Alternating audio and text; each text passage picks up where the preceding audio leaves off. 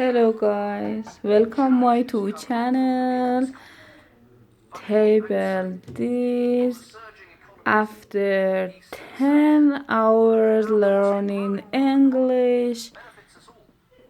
Don't be discouraged. Practice and messy. Let's go organize with me.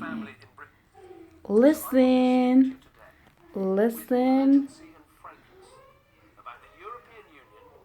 English podcast. Let's go organize table.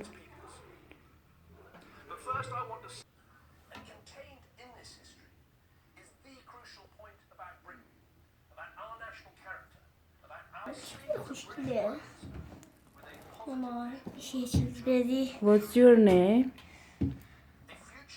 What's your name? What? منم بگم چطورو؟ بنیام.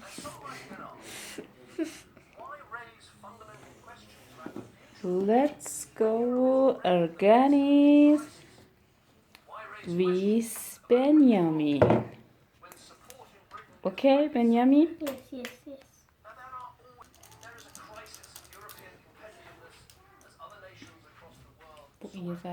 ماما تولدم شه تولد دندونم در میاد. آره.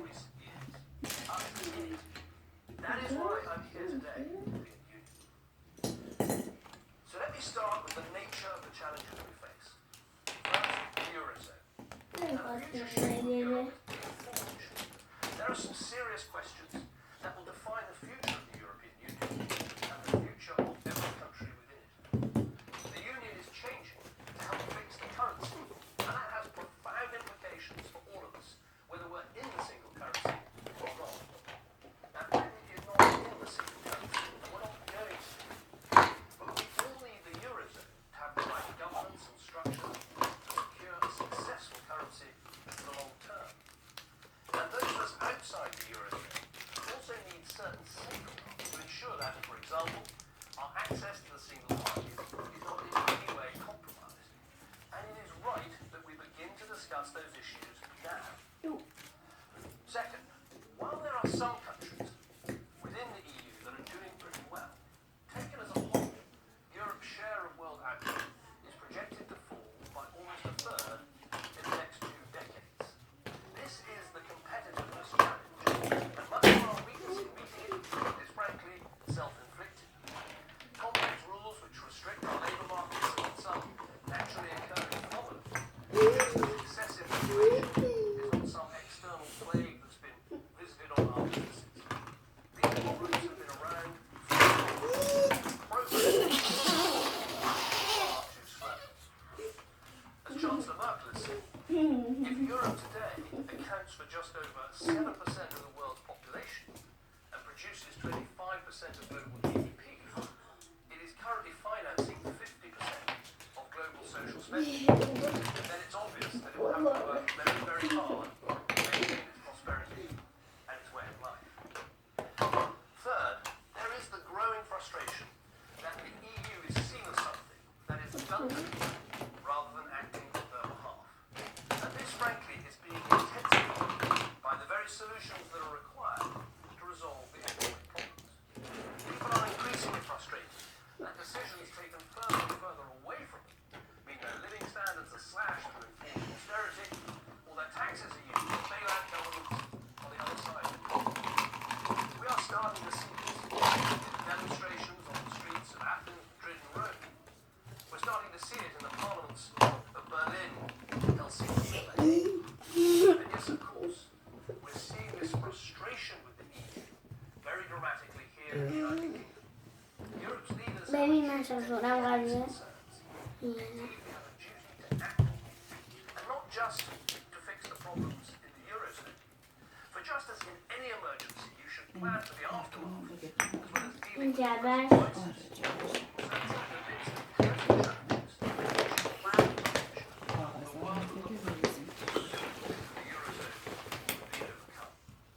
میخوایم بذارم زرگاهی کنیم. نه بریزیم توی.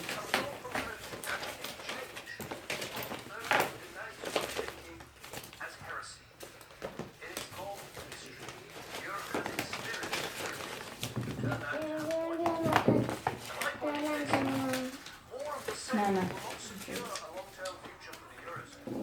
More of the same will not see the European Union keep pace with the new powerhouse economy. More of the same will not bring the European Union closer to its citizens. More of the same will just produce more of the same. Less competitiveness, less growth, fewer jobs. That will make our countries not stronger but weaker.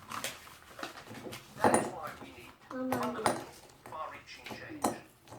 So let me set out my vision for a new European Union fit for the 21st century. It is built on five principles. And the first is competitiveness. At the core of the European Union must be, as it is now, sectors that are لایک ساب کامنت فراموش نشه باش. لایک ساب کامنت فراموش نشه باش. These should be the tasks that get European officials up in the morning and keep them working late into the night. And so we urgently need to address the sclerotic, ineffective decision-making that is holding us back. That means creating a leaner, less bureaucratic union, relentlessly focused on helping its member countries to compete. In the global race, can we really justify the huge number of excessive, expensive, peripheral European institutions? Can we justify a commission that gets ever larger? Can we carry on with an organisation that has a multi-billion-pound budget, but not nearly enough focus on controlling spending and shutting down programmes that haven't worked? And I would ask this, when the competitiveness of the single market is so important, why is there then an Environment Council, a Transport Council, an Education Council, but not a single market council? And the second principle should be flexibility. We need a structure that can accommodate the diversity of the EU's members, north, south, east, west, large, small, old and new. Some of whom are contemplating much closer economic and political integration, and many others, including Britain, who never embrace that goal. Now I accept, of course, that for the single market to function, we need a common set of rules and a way of enforcing them. But we also need to be able to respond quickly to the latest developments and trends. Competitiveness demands flexibility, choice and openness, or Europe will catch up in a no man's land between the rising economies of Asia and the market-driven North America. The EU must be able to act with the speed and flexibility of a network, not the cumbersome rigidity of a bloc. We must not be weighed down by an insistence on a one-size-fits-all approach, which implies that all countries want the same level of integration. The fact is they don't, and we shouldn't assert that they do. Now some will claim that this offends a central tenet of the EU's founding philosophy. I would say it merely reflects the reality of the European Union today. 17 members are part of the Eurozone, 10 are not. 26 European countries are members of Schengen, including 4 that are outside the European Union: Switzerland, Norway, Liechtenstein and Iceland. 2 countries, 2 EU countries, Britain and Ireland, have retained their border controls. Some members, like France and Britain, are ready, willing and able to take action in Libya or Mali. Others are uncomfortable with the use of military force. Let us welcome that diversity instead of trying to snuff it out. Let us stop all this talk of the two-speed Europe, of fast lanes and slow lanes, of countries missing trains and buses, and frankly, let us consign the whole weary caravan of tropical metaphors, if you like, to a permanent siding. Instead, let us start from this proposition. We are a family of democratic nations, all members of one European Union, whose essential foundation is the single market, rather than the single currency. Those of us outside the euro recognise that those in it are likely to need to make some big institutional changes. And by the same token, the members of the eurozone should accept that we, and indeed all member states, will have changes that we need to safeguard our interests and to strengthen our democratic legitimacy. And Goodbye, we should be willing guys. to make those changes. Help me, Benjamin. This will unravel the principle Very, of very the EU, whether you early. can't pick and choose the basis of what Organize your nation tables. needs. But I would Like, argue that far sub, from don't unraveling forget the EU, it. this will in fact bind its members more closely. Because such Goodbye, flexible, willing guys. cooperation is a Support much me stronger channel. glue than compulsion from the centre. Goodbye.